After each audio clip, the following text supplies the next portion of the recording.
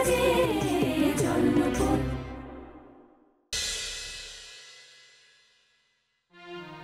ভাবছো বলো তো দুদিন ধরে? হ্যাঁ, ভালো করে কথা বলছো না, অন্যমনস্ক হয়ে আছো। কি হয়েছে তোমার? ঘটনার কি কিছু অভাব ঘটেছে শোনাবো? হ্যাঁ, তা অভাব ঘটেনি, তবে দুদিন ধরে তোমার এই বদল দেখতে পাচ্ছি। আরে বাবা, বলোই না, আমার কাছেই তো বলবে কি হয়েছে তোমার। তোমার মনটাকে হয়তো একেবারে ঠিক করতে পারবো না, কিন্তু তোমার চিন্তার খানিকটা ভাগ তো নিতে পারবো।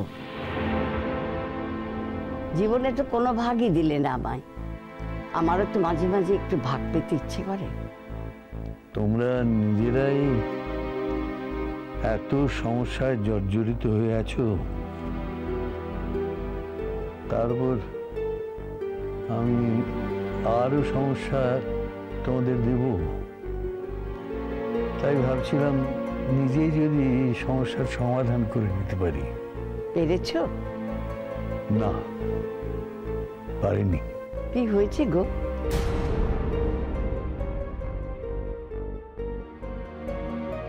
আর দুদিন পরে পারির সঙ্গে রাজার বিয়ে। পারিকে আমি খুব বেশি কাছে তো পাইনি, সেই জন্য ওর উপর যে খুব মায়াও আমার পড়েছে তাও নয়, এটা তো সত্যি। কিন্তু সেই দূর স্বজনহীন প্রবাসে রাজা ছিল আমার সন্তান তুল্য। সুতরাং সেই জন্যই ঠিক বুঝতে পারছি না এই বিয়ের ব্যাপারে আমি কি করব।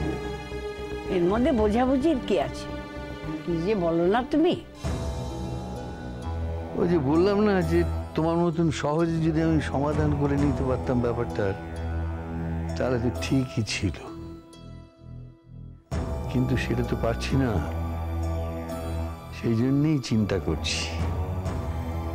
রাজাকে আমি কথা দিয়েছিলাম যে ওর বিয়েতে আমি যাব।